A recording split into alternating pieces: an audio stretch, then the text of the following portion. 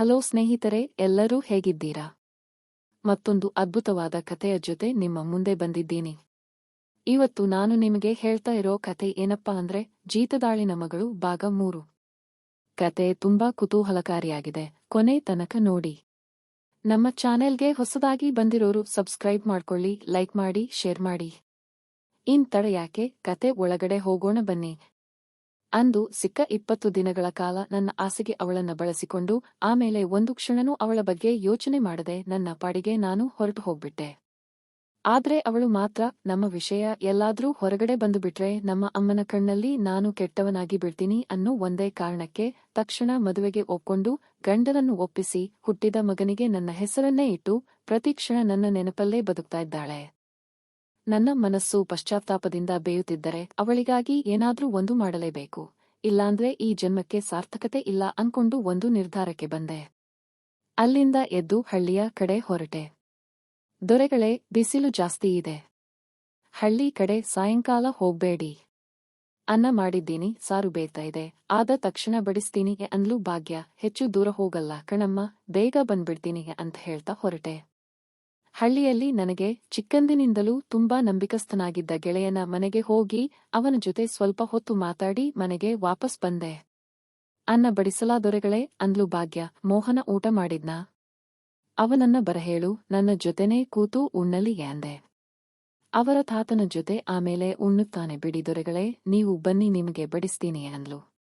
ಏನೂ ಪರವಾಗಿಲ್ಲಮ್ಮ, ನಾನು ಕರೀತಾ ಇದ್ದೀನಿ ಅಂತ ಹೇಳಿ ಕರ್ಕೊಂಡು ಬಾ ಅಂತ ಅವಳನ್ನ ಕಳಿಸಿ ಕಾಯ್ತಾ ಕೂತೆ. ಸ್ವಲ್ಪ ಹೊತ್ತಿಗೆ ಅವಳು ಬಂದ್ಲು. ಅವಳ ಅಮ್ಮನ ಹಿಂದೆಗಡೆನೆ ಅವಳು ಬಚ್ಚಿಟ್ಕೊಂಡು ಬರ್ತಾ ಇದ್ದ ಮೋಹನ ನನ್ನ ನೋಡಿದ ತಕ್ಷಣ, ನಮಸ್ಕಾರ ದೊರೆಗಳೇ, ಬರಹೇಳಿದ್ರಂತೆ, ಅಮ್ಮ ಹೇಳಿದ್ಲು ಅಂತ ತಡಕಾಡುತ್ತಾ ನಿಂತ. ಏನಿಲ್ಲಪ್ಪ, ಎಷ್ಟನೇ ತರಗತಿ ಓದ್ತಾ ಇದ್ದೀಯಾ ಅಂದೆ. 9ನೇ ತರಗತಿ ದೊರೆಗಳೇ, BCM ಹಾಸ್ಟೆಲ್ನಲ್ಲಿದ್ದು ಓದ್ತಾ ಇದ್ದೀನಿ ಅಂದ. ಇಲ್ಲೇ ಊರಲ್ಲೇ ಶಾಲೆಗೆ ಸೇರಿಸ್ತೀನಿ, ಇಲ್ಲೇ ಇದ್ದು ಓದ್ಕೋತೀಯಾ ಅಂದೆ. ಅವನು ತನ್ನ ಅಮ್ಮನ ಕಡೆ ನೋಡಿ, ನಾನು ಇಲ್ಲೇ ಓದ್ಕೋತೀನಿ ದೊರೆಗಳೇ, ನಮ್ಮಪ್ಪ ತೀರಿಕೊಂಡಾಗ ಅಮ್ಮನಿಗೆ ಹೇಳಿದ್ದೆ, ಆದ್ರೆ ಅಮ್ಮ ಕೇಳದೆ ನನ್ನನ್ನ ಹಾಸ್ಟೆಲ್ಗೆ ಸೇರಿಸಿಬಿಟ್ಲು. ಇಲ್ಲಿದ್ರೆ ಚೆನ್ನಾಗಿ ಓದ್ಕೋತೀನಿ ಅಂದ. ನಿಮ್ಮ ಅಮ್ಮನಿಗೂ ನಿಮ್ಮ ತಾತನಿಗೂ ನಾನು ಹೇಳ್ತೀನಿ ಬಿಡು. ನಿನ್ನ ಓದಿಗೆ ಬೇಕಾದಷ್ಟು ಹಣ ನಾನು ಕೊಡ್ತೀನಿ. ನಿನಗೆ ಏನೇ ಬೇಕಿದ್ರೂ ನನಗೆ ಫೋನ್ ಮಾಡಿ ಹೇಳು, ಯಾವುದಕ್ಕೂ ತೊಂದರೆ ಪಡಬೇಡ, ಸರಿನಾ ಅಂದೆ. ಈಗ ಅದೆಲ್ಲ ಯಾಕೆ ದೊರೆಗಳೇ, ಹಾಸ್ಟೆಲ್ನಲ್ಲೇ ಇದ್ದು ಓದ್ಕೊಳ್ಳಿ ಬಿಡಿ. ಇಲ್ಲಿದ್ರೆ ಈ ಊರ ಹುಡುಗರ ಜೊತೆ ಸೇರಿ ಹಾಳಾಗ್ತಾನೆ ಅಂದ್ಲು ಭಾಗ್ಯ. ಹಾಸ್ಟೆಲ್ನಲ್ಲಿ ಏನೂ ಚೆನ್ನಾಗಿರಲ್ಲಮ್ಮ, ಅಲ್ಲಿ ನಮ್ಮ ಕೈಯಲ್ಲಿ ದನದ ತರಹ ಕೆಲಸ ಮಾಡಿಸ್ತಾರೆ. ಅನ್ನ ಸರಿಯಾಗಿ ಹಾಕಲ್ಲ, ಓದ್ಕೊಳ್ಳೋಕೆ ಸಮಯ ಸಿಗಲ್ಲ, ಸಿಕ್ಕಿದ್ರೂ ಹಾಸ್ಟೆಲ್ನಲ್ಲಿ ಲೈಟ್ ಇರಲ್ಲ ಅಂದ ಮೋಹನ. ಭಾಗ್ಯ, ನೀನು ಅವನು ಹೇಳಿದ್ದನ್ನ ಕೇಳು, ಇನ್ನೇನು ಮಾತಾಡಬೇಡ ಅಂದೆ ಸ್ವಲ್ಪ ಗಟ್ಟಿ ಧ್ವನಿಯಲ್ಲಿ. ಲೇ, ನೀನು ಇಲ್ಲೇ ಉಣ್ಣು, ಇವತ್ತಿಗೆ ನಮ್ಮಿಬ್ಬರಿಗೂ ಒಟ್ಟಿಗೆ ಬಡಿಸುವ ಅಂದೆ. ಚಿಕ್ಕ ವಯಸ್ಸಿನಲ್ಲಿ ನಾನು ಹೇಗಿದ್ದನೋ ಹಾಗೆ ಅಚ್ಚು ಹೊಡೆದ ಹಾಗೆ ನನ್ನ ತರಹನೇ ಇದ್ದಾನೆ ನನ್ನ ಮಗ. ಇಬ್ಬರೂ ಸೇರಿ ಊಟ ಮಾಡಿದ್ಮೇಲೆ ನಿಮ್ಮ ತಾತ ಊಟ ಮಾಡಿದ್ನಾ ಅಂದೆ. ಇನ್ನೂ ಬಂದಿಲ್ಲ ದೊರೆಗಳೇ ಅಂದ. ಅವನು ದೊರೆಗಳೇ ಅಂತ ಕರೆದಾಗಲೆಲ್ಲ ನನ್ನ ಎದೆ ಜುಮ್ ಅಂತಿತ್ತು. ಆದ್ರೆ ಏನು ಮಾಡಲಿ, ಈಗ ಅವನ ಕೈಯಲ್ಲಿ ಅಪ್ಪ ಅಂತ ಕರೆಸಿಕೊಳ್ಳೋಕೆ ಆಗ್ತಿಲ್ಲ. ಭಾಗ್ಯ, ನೀನು ಉಣ್ಣು, ನಿನ್ನ ಜೊತೆ ಸ್ವಲ್ಪ ಮಾತಾಡಬೇಕು ಅಂತ ಹೇಳಿ ನಾನು ಅಲ್ಲಿಂದ ಎದ್ದು ಮಲಗೋ ಕೋಣೆಗೆ ಹೋದೆ. ಅವಳು ಊಟ ಮುಗಿಸಿ ಪಾತ್ರೆಗಳನ್ನೆಲ್ಲ ಎತ್ತಿಟ್ಟು ಕೋಣೆಗೆ ಬಂದು, ಹೇಳಿ ದೊರೆಗಳೇ, ಏನೋ ಮಾತಾಡಬೇಕು ಅಂದ್ರಲ್ಲ ಅಂದ್ಲು. ಬಂದು ಇಲ್ಲಿ ಕೂತ್ಕೋ ಅಂದೆ ಹಾಸಿಗೆ ಕಡೆ ತೋರಿಸ್ತಾ. ನಾನು ಅವಳನ್ನು ಸುಖಕ್ಕಾಗಿ ಕರೀತಾ ಇದ್ದೀನಿ ಅನ್ಕೊಂಡು ಬಾಗಿಲು ಹಾಕಿ ಬರ್ತೀನಿ ದೊರೆಗಳೇ ಅಂದ್ಲು. ಅದಕ್ಕಲ್ಲಮ್ಮ ನಿನ್ನನ್ನ ಬರಹೇಳಿದ್ದು, ನಿನ್ನ ಹತ್ತಿರ ಸ್ವಲ್ಪ ಮಾತಾಡಬೇಕು ಅಂದೆ. ಹಾಗಾದ್ರೆ ನಾನು ಇಲ್ಲೇ ಕೂತ್ಕೋತೀನಿ ಬಿಡಿ ದೊರೆಗಳೇ ಅಂತ ಮಂಚದ ಪಕ್ಕ ಕೆಳಗೆ ನೆಲದ ಮೇಲೆ ಕೂತ್ಕೊಂಡ್ಲು. ಭಾಗ್ಯ, ನಾನು ಇವಾಗ ಯಾಕೆ ಬಂದಿದ್ದೀನಿ ಗೊತ್ತಾ ಅಂದೆ. ಹೊಲ ಉಳುಮೆ ಮಾಡಿಸೋಕೆ ಬಂದಿದ್ದೀರಾ ಏನೋ ದೊರೆಗಳೇ, ಇಲ್ಲಾಂದ್ರೆ ಹಳ್ಳಿಯಲ್ಲಿ ಏನಾದ್ರೂ ಕೆಲಸ ಇತ್ತೋ ಏನೋ ಅಂದ್ಲು. ಅದೇನೂ ಇಲ್ಲ ಭಾಗ್ಯ, ಈ ಹೊಲ ಈ ಮನೆ ಎಲ್ಲವನ್ನೂ ಮಾರಿ ಹೊರಟು ಹೋಗೋಣ ಅಂತ ಬಂದಿದ್ದೆ ಅಂದೆ. ಹೌದಾ? ಅಯ್ಯೋ, ಹಾಗಾದ್ರೆ ಹೊಸದಾಗಿ ಬರೋರು ನಮ್ಮನ್ನ ಇಲ್ಲೇ ಇರಲು ಬಿಡ್ತಾರಾ ದೊರೆಗಳೇ? ನೀವೇ ಹೇಗಾದ್ರೂ ಮಾಡಿ ಅವರಿಗೆ ಹೇಳಿ ದೊರೆಗಳೇ. ಇಲ್ಲಾಂದ್ರೆ ಈ ವಯಸ್ಸಲ್ಲಿ ನಮ್ಮ ತಂದೆ ಎಲ್ಲೂ ಹೋಗಿ ಕೆಲಸ ಮಾಡೋಕೆ ಆಗಲ್ಲ, ಇಲ್ಲಿ ಇಲ್ಲಾಂದ್ರೆ ನಾನು ನನ್ನ ಮಗ ಪೇಟೆಗೆ ಹೋಗಿ ಯಾವುದಾದ್ರೂ ಕೂಲಿ ಕೆಲಸ ಮಾಡ್ಕೊಂಡು ಬದುಕಬೇಕಾಗುತ್ತೆ ಅಂದ್ಲು ಕಣ್ಣ ತುಂಬಾ ನೀರು ತುಂಬಿಕೊಂಡು. ಮಾರ್ಬೇಕು ಅನ್ಕೊಂಡೇ ಬಂದಿದ್ದೆ ಭಾಗ್ಯ, ಆದ್ರೆ ಮೋಹನ ನನ್ನ ಮಗ ಅಂತ ಗೊತ್ತಾದ್ಮೇಲೆ ಇನ್ಮೇಲೆ ಮಾರೋ ಆಲೋಚನೆ ಕೈಬಿಟ್ಟಿದ್ದೀನಿ. ಅವನು ದೊಡ್ಡವನಾಗೋ ತನಕ ಅವನಿಗೆ ನಾನೇ ಓದಿಸ್ತೀನಿ. ನಿಮ್ಮ ತಂದೆಗೆ ಹೇಳು, ಇನ್ಮೇಲೆ ಅವರು ಕಷ್ಟಪಟ್ಟು ಕೆಲಸ ಮಾಡೋ ಅಗತ್ಯ ಇಲ್ಲ, ಯಾರನ್ನಾದ್ರೂ ಸಂಬಳಕ್ಕೆ ಇಟ್ಟು ಕೆಲಸ ಮಾಡಿಸಲಿ. ಬೆಳೆ ಬಂದ ಹಣನ ನೀವು ಬಳಸ್ಕೊಳ್ಳಿ, ಉಳಿದಿದ್ದನ್ನ ಬ್ಯಾಂಕ್ನಲ್ಲಿ ಇಡಿ. ನಾಳೆ ನಾನು ಅವನನ್ನ ಪೇಟೆಗೆ ಕರ್ಕೊಂಡು ಹೋಗಿ ಅವನ ಹೆಸರಲ್ಲಿ ಬ್ಯಾಂಕ್ ಖಾತೆ ತೆಗಿಸ್ತೀನಿ ಅಂದೆ. ಅವನ ಓದು ಮುಗಿಯೋ ತನಕ ಅವನು ಎಲ್ಲಿಯವರೆಗೆ ಓದಬೇಕು ಅನ್ಕೋತಾನೋ ಅಲ್ಲಿಯವರೆಗೆ ಓದಲಿ. ನಿಮಗೆ ಏನೇ ಅಗತ್ಯ ಬಂದ್ರೂ ನನಗೆ ಫೋನ್ ಮಾಡಿ. ಮುಂಚಿನ ತರಹ ಅಲ್ಲದೆ ನನಗೆ ಸಮಯ ಸಿಕ್ಕಾಗಲೆಲ್ಲ ಬಂದು ಹೋಗ್ತಾ ಇರ್ತೀನಿ. ಈ ಹೊಲ, ಈ ಮನೆ ನನ್ನ ವಂಶದ ನೆನಪುಗಳು. ನಿಮ್ಮ ತಂದೆ ಮತ್ತು ನೀನು ನಮಗೆ ಮಾಡಿದ ಸೇವೆಗೆ ಇದು ತುಂಬಾ ಸಣ್ಣ ಉಪಕಾರ ಅಷ್ಟೇ ಅಂದೆ. ನೀವು ದೇವರಿದ್ದ ಹಾಗೆ ದೊರೆಗಳೇ, ನೀವು ಚೆನ್ನಾಗಿರಬೇಕು ಅಂದ್ಲು. ದೇವರಿನೋ ಅಥವಾ ದಾನವನೋ ನನಗೆ ಗೊತ್ತು ಅನ್ಕೊಳ್ತಾ, ನಾನು ನಿನಗೆ ಮಾಡಿರೋದು ದೊಡ್ಡ ಸಹಾಯ ಏನಲ್ಲ ಬಿಡು. ಸ್ವಲ್ಪ ಹೊತ್ತು ಮಲಗ್ತೀನಿ, 4 ಗಂಟೆಗೆ ಎಬ್ಬಿಸುವ ಅಂದೆ. ಬಾಗಿಲು ಹಾಕಿ ಬರಲಾ ದೊರೆಗಳೇ ಅಂದ್ಲು, ತನಗಿನ್ನೂ ನನ್ನಿಂದ ಕೆಲಸ ಇರಬಹುದೇನೋ ಅನ್ಕೊಂಡು. ಈಗ ಬೇಡಮ್ಮ, ನಿದ್ದೆಯಿಂದ ಎದ್ದ ಮೇಲೆ ನೋಡೋಣ ಅಂದೆ. ಮನಸ್ಸಿನಲ್ಲಿದ್ದ ಭಾರವೆಲ್ಲ ಇಳಿದು ಹೋದ ಹಾಗೆ ಅನಿಸಿ ತಕ್ಷಣ ನಿದ್ದೆ ಹತ್ತಿಬಿಡ್ತು. ದೊರೆಗಳೇ, ದೊರೆಗಳೇ ಅಂತ ಕರೀತಾ ಇದ್ದ ಹಾಗೆ ಎಚ್ಚರವಾಯ್ತು. ಅಂಗಳದಲ್ಲಿ ನಿಂತು ಕರೀತಾ ಇದ್ದಾಳೆ ಭಾಗ್ಯ. ಸ್ನಾನ ಮಾಡಿ ಬಟ್ಟೆ ಬದಲಾಯಿಸಿಕೊಂಡು ಬಂದ ಹಾಗೆ ಕಾಣ್ತಲಿತ್ತು. ಹೊತ್ತು ಮುಳುಗೋ ಸಮಯ ಆಯ್ತು ದೊರೆಗಳೇ, ಅದಕ್ಕೆ ಎಬ್ಬಿಸಿದೆ. ಮುಸ್ಸಂಜೆ ಹೊತ್ತಲ್ಲಿ ಮಲಗಬಾರದು ಅಂತಾರೆಯ ಅಂತ ವಿವರಣೆ ಕೊಟ್ಟಳು. ಸ್ವಲ್ಪ ಟೀ ಮಾಡಮ್ಮ ಭಾಗ್ಯ, ನಾನು ಮುಖ ತೊಳ್ಕೊಂಡು ಬರ್ತೀನಿ. ಹಾಗೆ ನಿಮ್ಮ ತಂದೆ ಮತ್ತು ಮಗನನ್ನ ಬರಹೇಳು, ಸ್ವಲ್ಪ ಕೆಲಸ ಇದೆ ಅಂದೆ.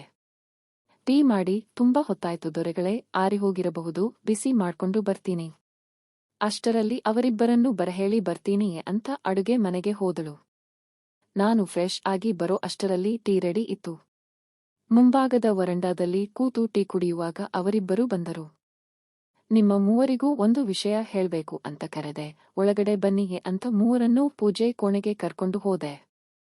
ಏನು ದೊರೆಗಳೇ, ಪೂಜೆ ಕೋಣೆಗೆ ಕರ್ಕೊಂಡು ಬಂದಿದ್ದೀರಾ? ಅಮ್ಮನವರು ಇದ್ದಾಗ ಯಾರೂ ಇಲ್ಲಿಗೆ ಬಂದಿರಲಿಲ್ಲ ಅಂದ್ಲು. ಇವತ್ತಿನಿಂದ ದಿನ ಬರಬಹುದು ಬಿಡು, ಮೊದಲು ನಾನು ಹೇಳೋದನ್ನ ಕೇಳಿ. ನಾನು ಭಾಗ್ಯಳನ್ನ ಮದುವೆ ಮಾಡ್ಕೋಬೇಕು ಅನ್ಕೊಂಡಿದ್ದೀನಿ, ಈಗಲೇ ನಿಮ್ಮ ಕಣ್ಣೆದುರಿಗೆ ಅಂದೆ. ಏನು ದೊರೆಗಳೇ, ಏನು ಮಾತಾಡ್ತಾ ಇದ್ದೀರಾ? ನಿಮಗೆ ಆಗ್ಲೇ ಮದುವೆ ಆಗಿದೆ. ಇವಳಾದ್ರೆ ಗಂಡನನ್ನ ಕಳ್ಕೊಂಡವಳು. ನಿಮ್ಮಿಬ್ಬರಿಗೂ ಮದುವೆನಾ? ನಾಳೆ ನೀವು ಹೋದ್ರೆ ಇವರಿಗೆ ದಿಕ್ಕು ಯಾರು ಅಂದರು ತಾತ. ಅದಕ್ಕೆ ಅವರಿಗೆ ಆಸರೆಯಾಗಿ ನಾನು ಇರ್ತೀನಿ ಅಂದೆ. ಅದಕ್ಕೆ ಮದುವೆ ಯಾಕೆ ದೊರೆಗಳೇ? ಅವರು ನಿಮ್ಮ ಕೈ ಕೆಳಗೆ ಇಲ್ಲೇ ಇರ್ತಾರೆ.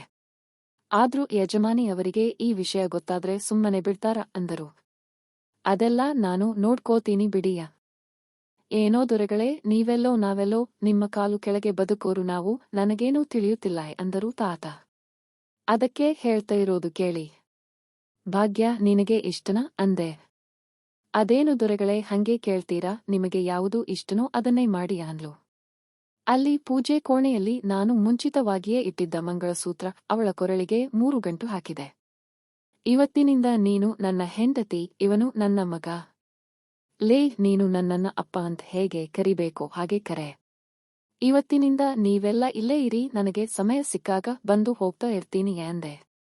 ನನ್ನ ಮಾತಿಗೆ ಎದುರು ಹೇಳಲಾಗದೆ ಅವರು ನಮ್ಮ ಮದುವೆಗೆ ಒಪ್ಪಿಕೊಂಡರು. ನಾಳೆ ಬೆಳಗ್ಗೆ ನಾವಿಬ್ಬರೂ ಟೌನ್ಗೆ ಹೋಗಿ ಬ್ಯಾಂಕ್ ಖಾತೆ ತೆರೆಯುತ್ತಿದ್ದೇವೆ. ನಿನ್ನ ಶಾಲೆಗೆ ಹೋಗಿ ಟಿಸಿ ತಂದು ಟೌನ್ ಶಾಲೆಗೆ ಸೇರಿಸ್ತೀನಿ. ನೀನು ಇನ್ಮೇಲೆ ದಿನ ಟೌನ್ ಶಾಲೆಗೆ ಹೋಗಿ ಬರ್ತಾ ಇರು. ನಿಮ್ಮ ಅಮ್ಮ ಹಾಗೂ ತಾತನನ್ನು ನೀನೇ ನೋಡ್ಕೋಬೇಕು. ಏನಾದ್ರೂ ತೊಂದರೆ ಆದ್ರೆ ನನಗೆ ಕಾಲ್ ಮಾಡುವ ಅಂತ ಅವನಿಗೆಲ್ಲ ತಿಳಿ ಹೇಳಿದೆ. ಅವಳಿಗೆಲ್ಲ ಕನಸಿನ ತರಹ ಅನಿಸ್ತಿತ್ತು, ಏನೂ ಅರ್ಥವಾಗಲಿಲ್ಲ. ಆದ್ರೆ ತನ್ನ ಜೀವನ ಇನ್ಮೇಲೆ ತುಂಬಾ ಚೆನ್ನಾಗಿರುತ್ತೆ ಅನ್ನೋದು ಮಾತ್ರ ತಿಳಿಯಿತು. ನಾನು ಹೇಳಿದ್ದಕ್ಕೆಲ್ಲ ತಲೆ ಆಡಿಸಿದನು ಮೋಹನ. ರಾತ್ರಿ ಊಟ ಮುಗಿದ ನಂತರ ಭಾಗ್ಯ ನಮ್ಮ ಕೋಣೆಗೆ ಬಂದಳು. ಯಾವುದೇ ಮುಜುಗರ ಇಲ್ಲದೆ ನಮ್ಮಿಬ್ಬರ ಮೊದಲ ರಾತ್ರಿ ನಡೆಯಿತು. ನಮಗೆ ಮದುವೆ ಆಗೋಕ್ಕಿಂತ ಮುಂಚೆ ನಮ್ಮ ಮೊದಲ ಭೇಟಿ ಮಲ್ಲಿಗೆ ಪೆಂಡಾಲ್ ಮಲ್ಲಿಗೆ ಹಂದರ ಕೆಳಗೆ ನಡೆದಿತ್ತು. ಆ ವಿಷಯನ ಅವಳಿಗೆ ನೆನಪು ಮಾಡ್ತಾ, ಬಾ ಅಲ್ಲಿ ಮಲಗೋಣ ಅಂತ ಇಬ್ಬರೂ ಆ ಮಲ್ಲಿಗೆ ಹಂದರದ ಕೆಳಗೆ ಬಂದೆವು. ಮುಂದಕ್ಕೆ ಏನಾದ್ರೂ ಆಗಲಿ, ಪ್ರಸ್ತುತಕ್ಕೆ ಮಾತ್ರ ನನ್ನ ಮನಸ್ಸು ಹೇಳಿದ ಹಾಗೆ ಕೇಳ್ತಾ ಇದ್ದೀನಿ ಅನ್ನೋ ತೃಪ್ತಿ ನನಗಿತ್ತು. ಬೆಳಗ್ಗೆ ನಿದ್ದೆಯಿಂದ ಎದ್ದ ತಕ್ಷಣ ಮತ್ತೊಮ್ಮೆ ತೃಪ್ತಿಯಿಂದ ಇಬ್ಬರೂ ರೆಡಿಯಾದೆವು. ಆನಂತರದ ಕೆಲಸಗಳೆಲ್ಲ ತುಂಬಾ ವೇಗವಾಗಿ ನಡೆದು ಹೋದವು. ಮೋಹನನ ಜೊತೆ ಟೌನ್ಗೆ ಹತ್ತಿರದ ಪಟ್ಟಣಕ್ಕೆ ಹೋಗಿ ಅವನ ಹೆಸರಿನಲ್ಲಿ ಒಂದು ಬ್ಯಾಂಕ್ ಅಕೌಂಟ್ ಓಪನ್ ಮಾಡಿ ಗಾರ್ಡಿಯನ್ ಆಗಿ ನನ್ನ ಹೆಸರನ್ನೇ ಇಟ್ಟು ಅವನಿಗೆ ಎಟಿಎಂ ಕಾರ್ಡ್ ಕೊಡಿಸಿ ಅದನ್ನ ಹೇಗೆ ಬಳಸಬೇಕು ಅಂತ ತೋರಿಸಿಕೊಟ್ಟೆ. ಒಂದು ಕಾರನ್ನು ಬಾಡಿಗೆಗೆ ತಗೊಂಡು ಅವನ ಹಳೆ ಶಾಲೆಗೆ ಹೋಗಿ ಟಿಸಿ ಇಸ್ಕೊಂಡು ಹೊಸ ಶಾಲೆಗೆ ಸೇರಿಸಿ ಅವನಿಗೆ ಬೇಕಾದ ಯೂನಿಫಾರ್ಮ್ ಪುಸ್ತಕಗಳನ್ನೆಲ್ಲ ಕೊಡಿಸಿ ಅವನಿಗೆ ಅವಳ ಅಮ್ಮನಿಗೆ ಹಾಗೂ ತಾತನಿಗೆ ಬೇಕಾದ ಬಟ್ಟೆಗಳನ್ನು ತಗೊಂಡು ಅಂದೇ ರಾತ್ರಿ ಆ ಕಾರಿನಲ್ಲೇ ಮನೆಗೆ ವಾಪಸ್ ಬಂದೆವು. ರಾತ್ರಿ ಭಾಗ್ಯಳ ಜೊತೆ ಸುಖವಾಗಿ ಕಳೆದು ಮರುದಿನ ಬೆಳಗ್ಗೆ ಅಲ್ಲಿಂದ ನನ್ನೂರಿಗೆ ಹೊರಟೆ. ಮನಸ್ಸಿಗೆ ಇಷ್ಟವಾದ ಕೆಲಸ ಮಾಡಿದ ಸಮಾಧಾನ ನನಗಿತ್ತು. ಈಗ ನೀವೇ ಹೇಳಿ, ನಾನು ಮಾಡಿದ ಕೆಲಸ ಸರಿ ತಾನೇ?